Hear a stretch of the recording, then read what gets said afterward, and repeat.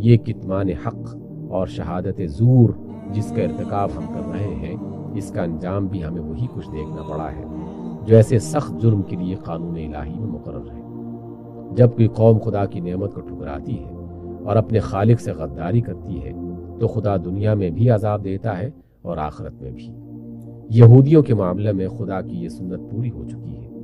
اور اب ہم مجرموں کے کٹہرے میں کھڑے ہیں۔ خدا کو یہود سے کوئی ذاتی پرخاش نہ تھی کہ وہ صرف انہی کو اس جرم کی سزا دیتا، اور ہمارے ساتھ اس کی کوئی رشتہ داری نہیں کہ ہم اسی جرم کا ارتکاب کریں اور سزا سے بچ جائیں۔ حقیقت یہ ہے کہ ہم حق کی شہادت دینے میں جتنی کوتاہی کرتے رہیں گے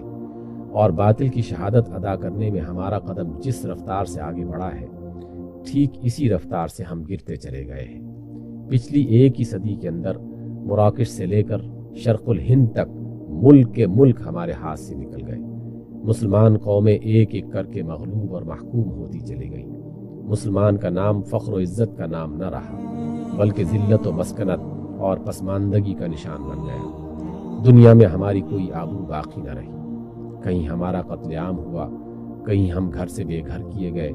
کہیں ہم کو سوء العذاب کا مزہ چکھایا گیا اور کہیں ہم کو چاکری اور خدمتگاری کے لیے زندہ رکھا گیا۔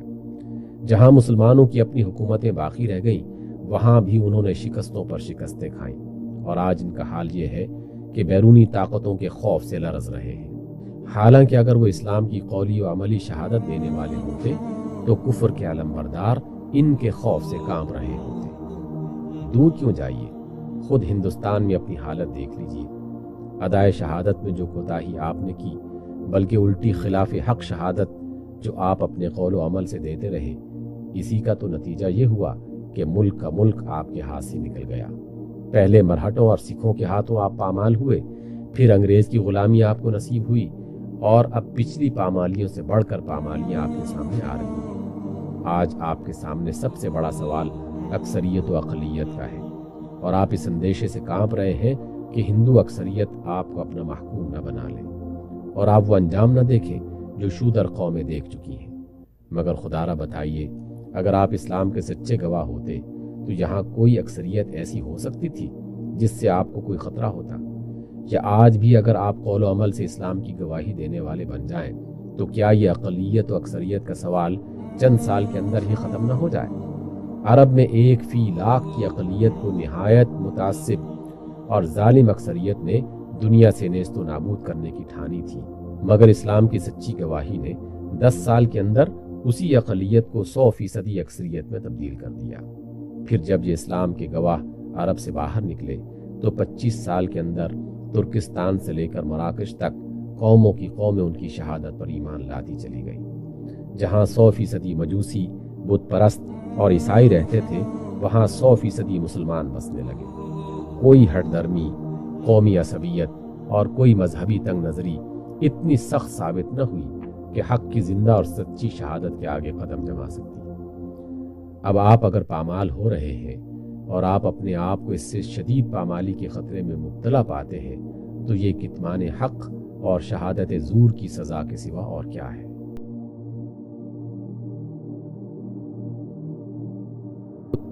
یہ تو اس جرم کی وہ سزا ہے جو آپ کو دنیا میں مل رہی ہے۔ آخرت میں اس سے سخت تر سزا کا اندیشہ ہے۔ جب تک آپ حق کے گواہ ہونے کی حیثیت سے اپنا فرض انجام نہیں دیتے، اس وقت تک دنیا میں جو گمراہی پھیلے گی، جو ظلم و فساد اور طغیان بھی برپا ہوگا، جو بد اخلاقیاں اور بد کرداریاں بھی رواج پائیں گی، ان کی ذمہ داری سے آپ بری نہیں ہو سکتے۔ آپ اگر ان برائیوں کے پیدا کرنے کے ذمہ دار نہیں ہیں تو ان کی پیدائش کے اسباب باقی رکھنے اور انہیں پھیلنے کی اجازت دینے کی ذمہ دار ضرور ہے۔ حضرات، یہ جو کچھ میں نے عرض کیا ہے، اس سے آپ کو معلوم ہو گیا ہوگا کہ مسلمان ہونے کی حیثیت سے ہمیں کرنا کیا چاہیے تھا اور ہم کیا کر رہے ہیں، اور یہ جو کچھ کر رہے ہیں اس کا خمیازہ ہم کیا بھگت رہے ہیں۔ اس پہلو سے اگر آپ حقیقت معاملہ پر نگاہ ڈالیں گے تو یہ بات خود ہی آپ پر کھل جائے گی کہ مسلمانوں نے اس ملک میں اور دنیا کے دوسرے ملکوں میں جن مسائل کو اپنی قومی زندگی کے اصل مسائل سمجھ رکھا ہے اور جنہیں حل کرنے کے لیے وہ کچھ اپنے ذہن سے گھڑی ہوئی اور زیادہ تر دوسروں سے سیکھی ہوئی تدبیروں پر اپنا ایڑی چوٹی کا زور لگا رہے ہیں، فی الواقع ان میں سے کوئی بھی ان کا اصل مسئلہ نہیں ہے، اور اس کے حل کی تدبیر میں وقت، قوت اور مال کا یہ سارا صرفہ محض ایک زیاں کاری ہے۔ یہ سوالات کہ کوئی اقلیت ایک غالب اکثریت کے درمیان رہتے ہوئے اپنے وجود اور مفاد اور حقوق کو کیسے محفوظ رکھے، اور کوئی اکثریت اپنے حدود میں وہ اقتدار کیسے حاصل کرے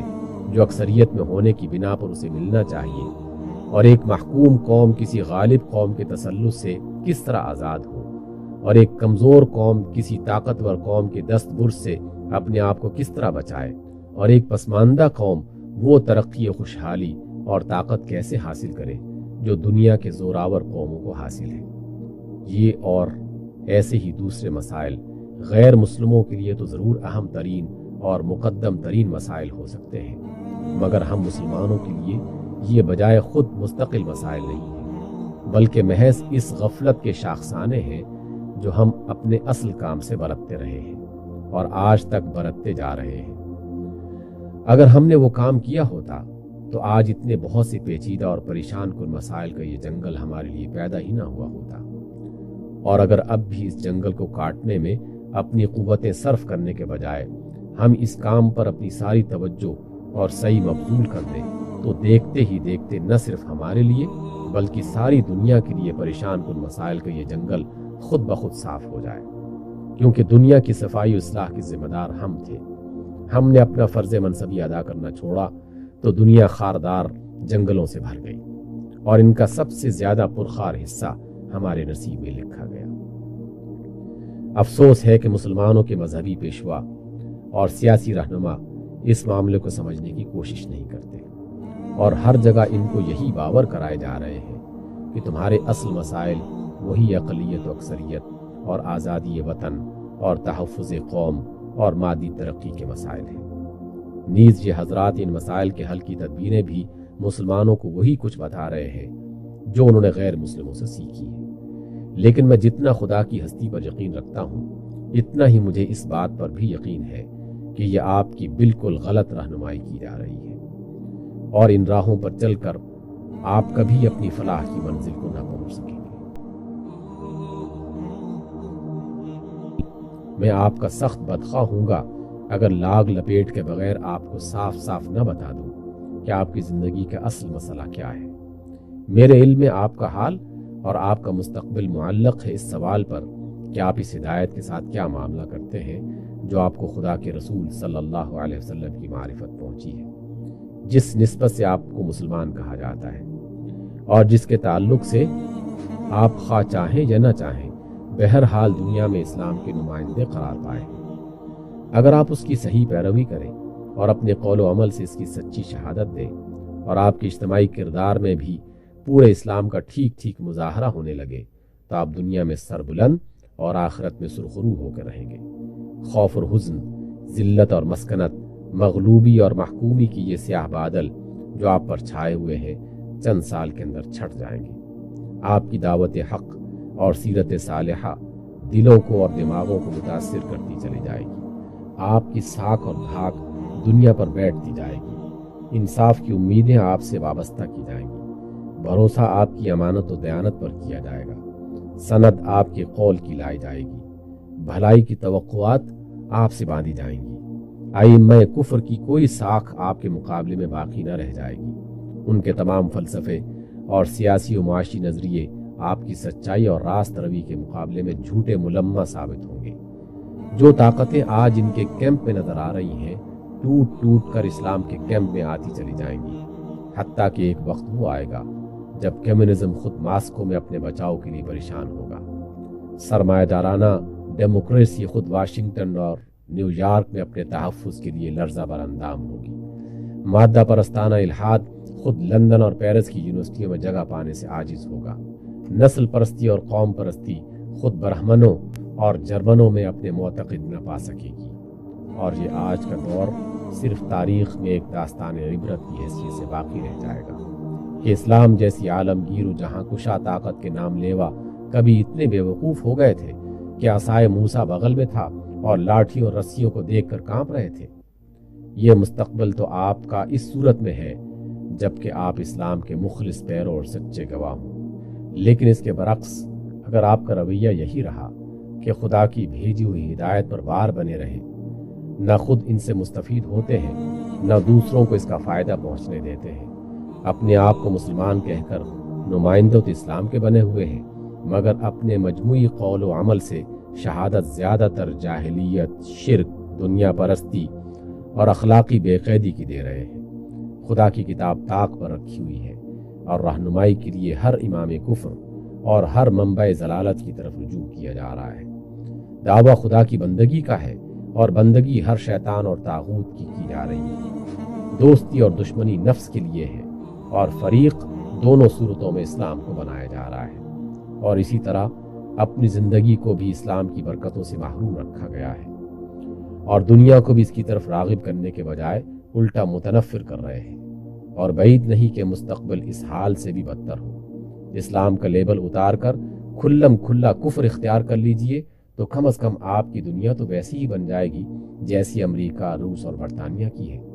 لیکن مسلمان ہو کر نہ مسلمان بنے رہنا اور خدا کے دین کی جھوٹی نمائندگی کر کے دنیا کے لیے بھی ہدایت کا دروازہ بند کر دینا وہ جرم ہے جو آپ کو دنیا میں بھی پنپنے نہ دے گا۔ اس جرم کی سزا جو قرآن میں لکھی ہوئی ہے، جس کا زندہ ثبوت یہودی قوم آپ کے سامنے موجود ہے، اس کو آپ ٹال نہیں سکتے۔ خواہ متحدہ قومیت کے احون البلیتین کو اختیار کریں یا اپنی الگ قومیت منوا کر وہ سب کچھ حاصل کر لیں جو مسلم قوم پرستی حاصل کرنا چاہتی ہے، اس کے ٹلنے کی صورت صرف یہی ہے کہ اس جرم سے باز آ جائیے۔